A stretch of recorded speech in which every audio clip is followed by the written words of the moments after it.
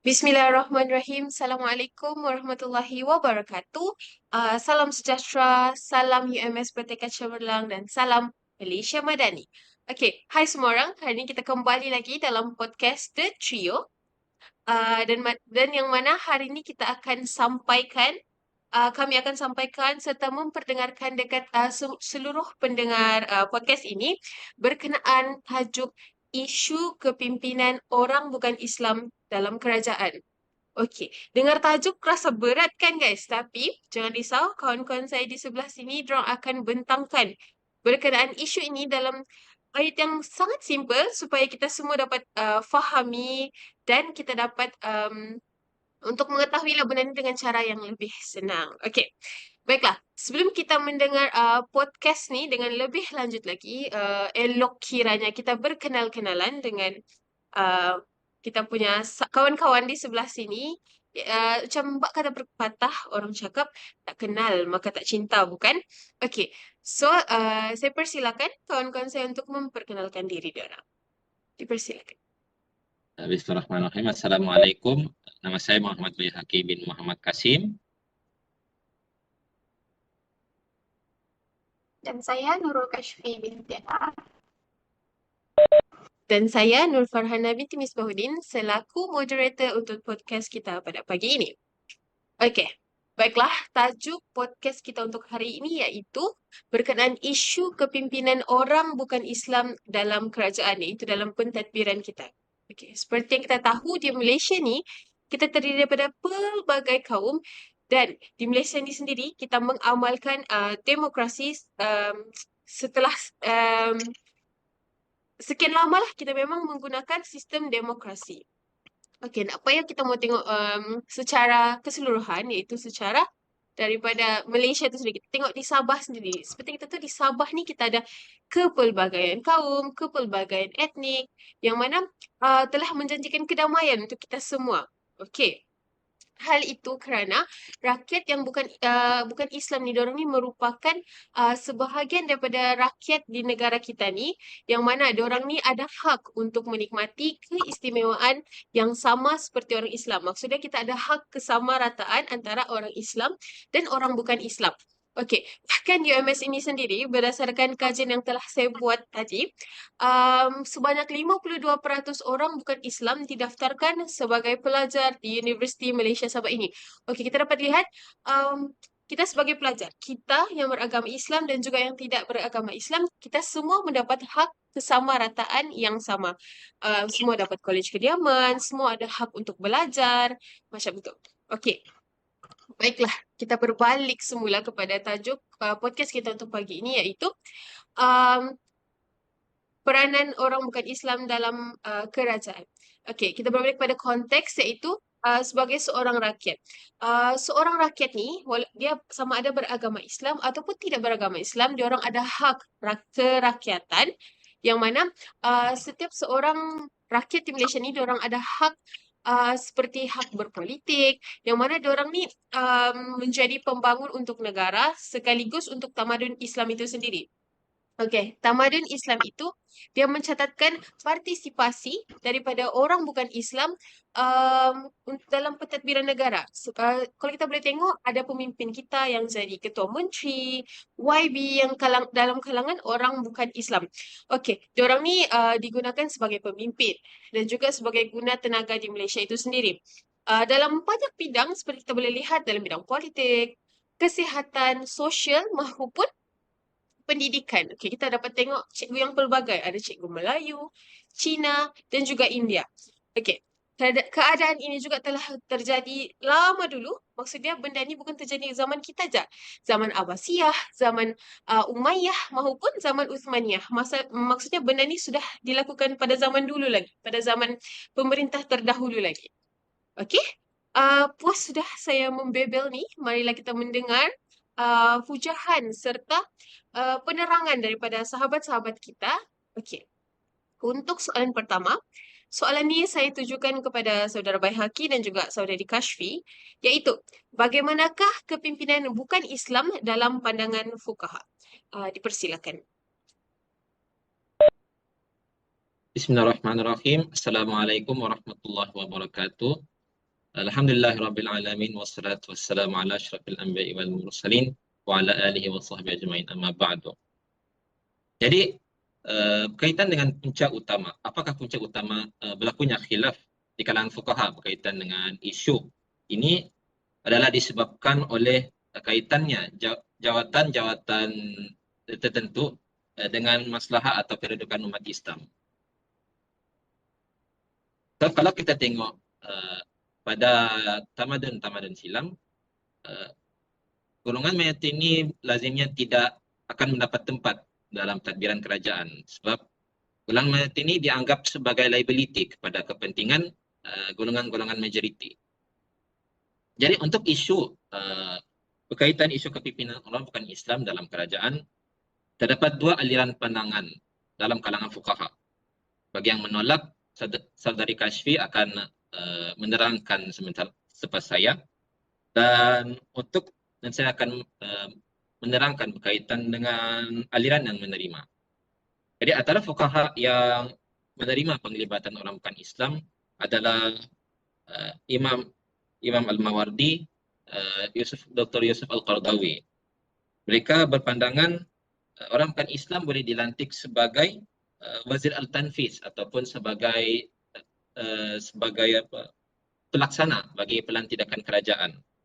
Manakala selain daripada mereka, Imam Abu Hanifah, Imam Ahmad bin Hanbal dan Imam Nawawi juga berpandangan kerajaan boleh menerima bantuan daripada orang bukan Islam sama ada dari segi kepakaran, tenaga kepakaran.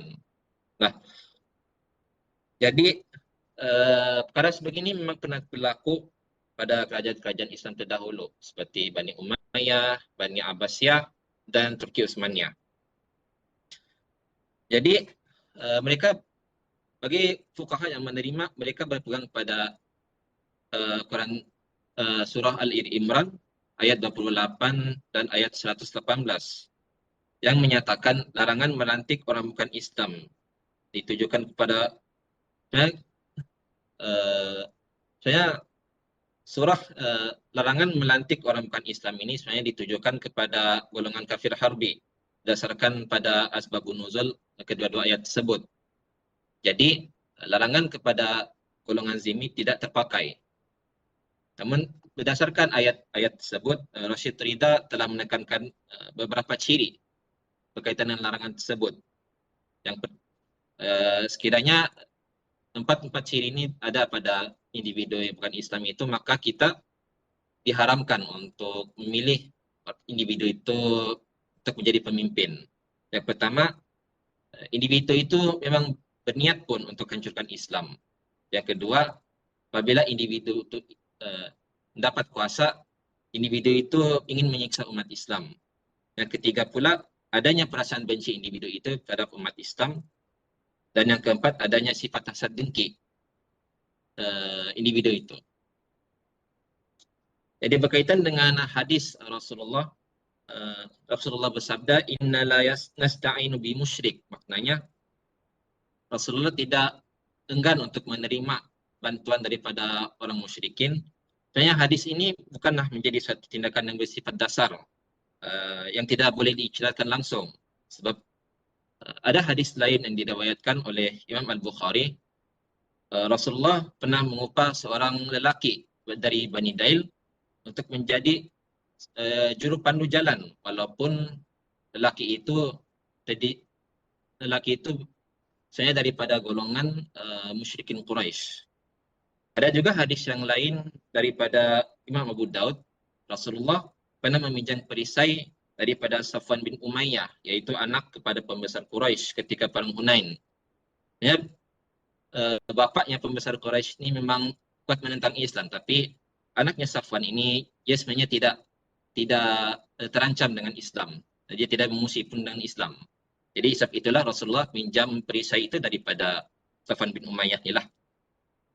Jadi pandangan fuqaha yang berdasarkan pada pembincangan tadi, pandangan fuqaha yang menerima menjadi pandangan yang rajih bertepatan dengan realitas politik semasa. Wallahu a'lam bishawab.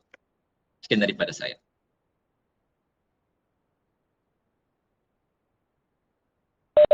Ya, terima kasih saudara Baihaqi atas hujahan menerima daripada para fuqaha. Okay, seterusnya kita dengar hujahan yang seterusnya daripada saudari Kashfi. Dipersilakan.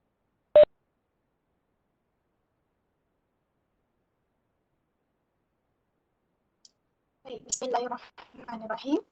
Okay, terima kasih kepada saudari Farhana dan juga kepada saudari Zaki.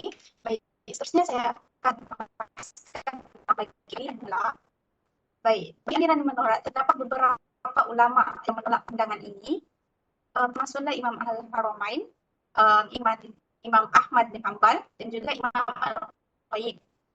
Terdapat juga ulama Islam yang dulu mendukung pandangan ini seperti Al-Qadir Abu Faiz. Baik, mereka berpendapat bahawa orang bukan Islam tidak seharusnya memegang keyakinan dalam kerajaan Islam itu sendiri. Di mana mereka melihat ini sebagai satu usaha untuk menghalang umat Islam daripada terus dikuasai oleh orang Islam. Jadi mereka menguatkan pandangan mereka ini dengan merujuk kepada ayat Al-Quran yang ayat Quran mereka ini juga sama digunakan seperti pandangan yang menerima tadi seperti surah daripada surah Al-Imran ayat 118 di mana yang jelas melarang orang Islam untuk memilih orang Islam itu sebagai pemimpin. Dan mereka juga menggunakan ayat Al-Quran dari surah yang sama tapi pada ayat 28 yang a'udzubillahi minasyaitonir rajim la yattakhidhul mu'minuna al-kafirina awliya min dunil mu'minin. Yang bermaksud janganlah orang mukmin menjadikan orang kafir sebagai pemimpin selain daripada kalangan mereka yaitu orang Islam itu sendiri. Golongan ini, pandangan ini juga telah memetik hadis yang sama seperti yang saudara Baihaqi cakap tadi, di mana yang meriwayatkan Rasulullah SAW yang enggan menerima bantuan dan kerjasama orang musyrik, terutamanya dalam peperangan. Dan riwayat ini daripada Aisyah radhiyallahu anhu, Rasulullah SAW bersabda, sesungguhnya kami tidak meminta bantuan orang musyrik. Jadi berdasarkan daripada hadis-hadis di atas tadi, hadis-hadis yang saya sebutkan tadi dan juga dalil-dalil Al-Quran yang saya sebutkan tadi, Ibnu Katsir telah menegaskan bahawa ayat Al-Quran dan juga hadis ini dijadikan sebagai dalil larangan. Okay? Yang dijadikan sebagai dalil larangan meletakkan orang bukan Islam dalam jawatan penting membabitkan rahsia orang Islam. Maksudnya dalam urusan pentadbiran Islam sendiri.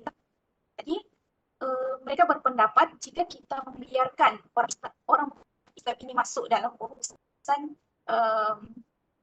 Islam masuk campur, jadi mereka berpendapat bahawa ia akan membahayakan umat Islam itu sendiri dan juga membuka kemungkinan pengkhianatan ataupun sabotase terhadap pentadbiran Islam itu sendiri.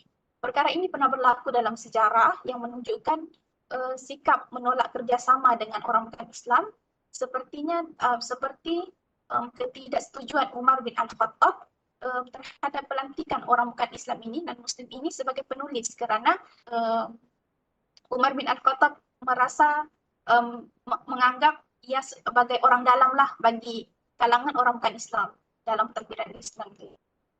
Dan ada sekali tindakan mereka ini, mereka rasa ini adalah langkah yang menghadkan peluang kerjasama dan juga sokongan daripada bukan Islam. Di mana mereka melihat penyertaan orang bukan Islam sebagai salah satu cara lah untuk mengukuhkan dan meluaskan sokongan kepada orang bukan Islam, di samping menekankan kepentingan kerjasama antara agama untuk kebaikan bersama. Maksudnya Islam menjaga Islam itu sendiri. Itu sahaja dari saya. Baiklah, terima kasih kepada kedua-dua atas huraian yang saya rasa macam ada juga orang yang baru dengar pasal ni. Okey, seperti kita lihat tadi, fuqaha yang menerima iaitu contohnya Imam Yusuf Al-Qardawi. Lepas tu yang menolak ni macam Al-Haramain, kan? Tapi kalau dapat digulungkan pada zaman sekarang ni, kenapa kita menerima orang bukan Islam di dalam pentadbiran kita kerana Macam saya cakap tadi, kita ke pelbagai kaum, kita menggunakan hak yang kesamarataan untuk semua. Yang macam saudari Kashfi bilang tadi tu, yang menolak kemungkinan pada masa dahulu, um, orang-orang kafir pada zaman dahulu memang berniat untuk menjatuhkan Islam.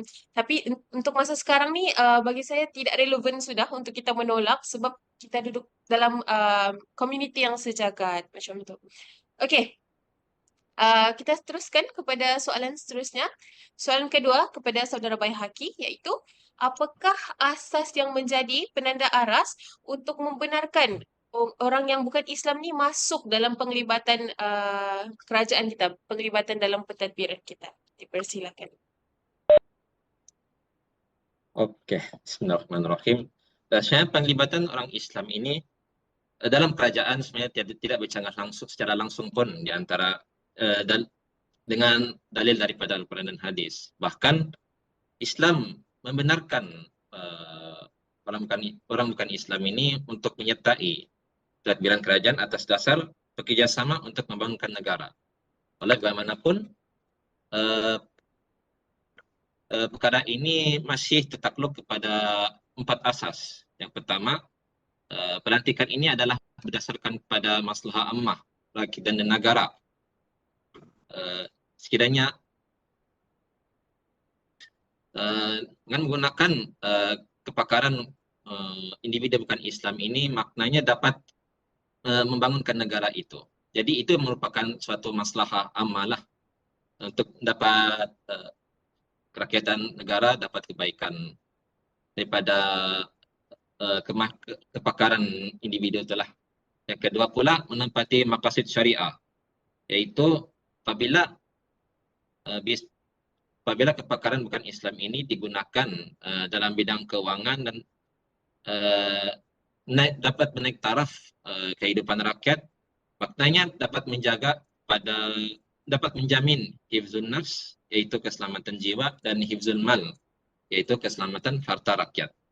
Yang ketiga pula, selaras dengan prinsip kebebasan keadilan Islam.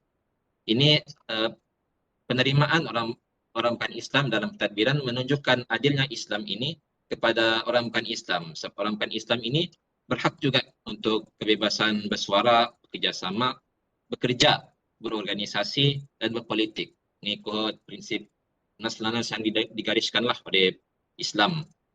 Kecuali kalau sekiranya orang bukan Islam itu dia bermusuh dengan Islam. Mereka juga berhak untuk dapat jawatan, kecuali jawatan-jawatan seperti jawatan yang tinggi-tinggilah, yang berkaitan dengan keagamaan, itu memang tidak bolehlah. Dan yang terakhir, pertimbangan berdasarkan ijtihad politik dan politik semasa.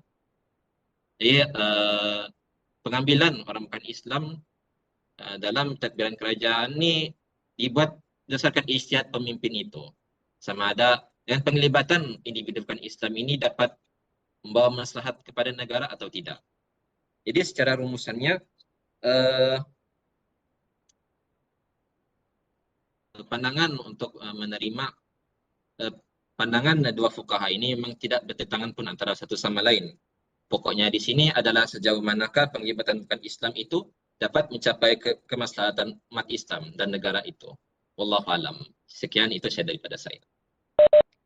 Baik. Terima kasih saudara Baihaqi. So kita dapat tahulah yang ada 4 tadi asas utama. Seperti yang saudara Baihaqi cakap tadi lah, pasal kemaslahatan ummah, menepati maqasid syariah, hak kebebasan, dan juga pertimbangan ijtihad agama itu sendiri. Okey.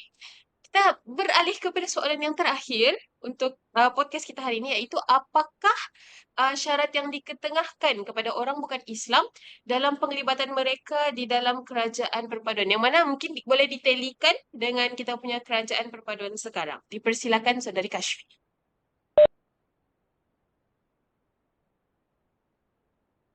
Baik, terima kasih kepada saudari Farhana atas soalannya. Baik, selain daripada asas-asas yang disebutkan daripada saudara Baihaqi tadi, terdapat juga syarat-syarat yang perlu dipatuhi kerana perkara ini melibatkan individu bukan Islam dalam kepimpinan negara Islam yang dianggap penting kerana ia melibatkan kedua-dua belah pihak, iaitu kepimpinan Islam dan individu bukan Islam itu sendiri yang melibatkan kepentingan politik umat Islam dan kerajaan. Jadi di sini terdapat dua syarat lah yang perlu dipatuhi. Syarat yang pertama adalah penglibatan individu bukan Islam tidak boleh menggugat kestabilan sistem kerajaan dan mesti dijamin daripada sebarang ancaman.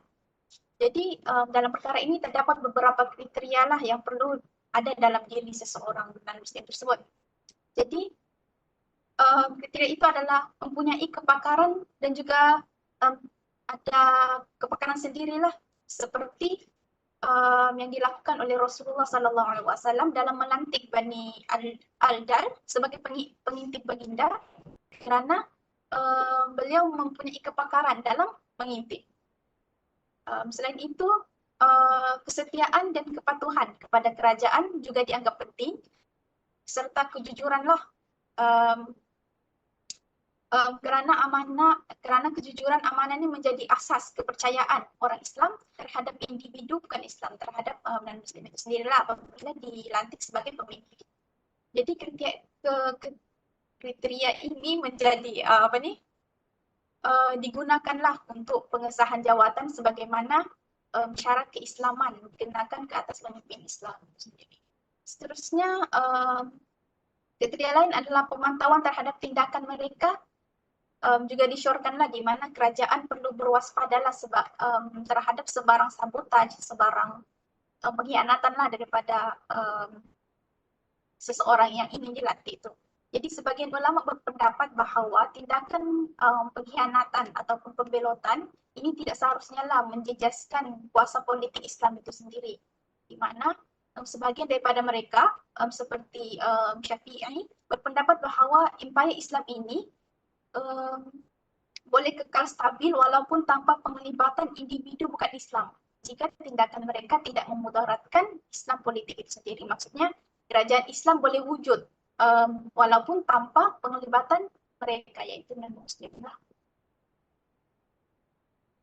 Seterusnya adalah syarat yang kedua iaitu kepimpinan utama kerajaan mesti didominasikan oleh orang Islam itu sendiri. Jadi matlamat, seperti yang kita tahu, matlamat negara Islam adalah untuk melaksanakan semua peruntukan undang-undang Islam, di mana kepimpinan Islam bertanggungjawab untuk memastikan kepentingan dan kedudukan umat Islam itu tidak terjejas. So, bagi menjalankan amanah serta kewajipan tersebut, kerajaan Islam dipertanggungjawabkan dan diberikan peranan untuk menjamin agar segala kepemimpinan dan kedudukan umat Islam dalam negara Islam itu tidak terjejas. Jadi, kepimpinan kerajaan kena utamakanlah dulu kedudukan umat Islam itu sendiri. Jadi jika syarat ini tidak ditekankan, identiti kerajaan Islam itu akan hilanglah ataupun akan slow-slow.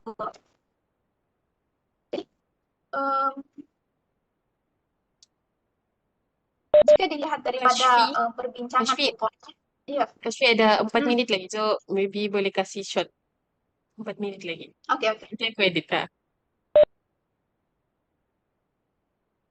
Okay. Dalam konteks Malaysia yang merupakan sebuah negara yang mempunyai pelbagai etnik seperti yang saudari Farhana cakap tadi, di mana prinsip-prinsip ini mencerminkan dalam sebuah kerajaan bersatu. Jadi walaupun sangat mustahillah untuk memberikan gambaran yang mendalam tentang setiap situasi ataupun terhadap seseorang individu tersebut, kerajaan Malaysia secara amnya berusaha untuk mewujudkan merangka kerja yang adil, yang inklusif, di mana mereka memastikan kesejahteraan semua rakyat itu tanpa mengira agama ataupun etnik. Jadi pendekatan ini adalah selaras dengan semangat perpaduan dan juga kepelbagaian Malaysia. Itu saja daripada saya. Baiklah, terima kasih saudari Kashfi atas perkongsian yang sangat menarik. Okey, dapat digulungkan podcast kita pada hari ini iaitu isu pelantikan orang bukan Islam sebagai pemimpin ini merupakan persoalan ijtihad yang mana tertakluk kepada maslahah ummah seperti mana yang saudara Baihaqi cakap tadi, bergantung kepada keperluan dan keadaan. Oleh itu, marilah kita sama-sama menjaga keharmonian negara kita dengan mempelbagaikan kita punya kepimpinan supaya kita ada lebih banyak idea, tapi tidak dilupakan tidak melangkaui daripada syariat-syariat yang telah Allah tetapkan. Baiklah, sekian itu saja podcast daripada kami pagi ini. Sekian, terima kasih. Assalamualaikum warahmatullahi wabarakatuh. Terima kasih.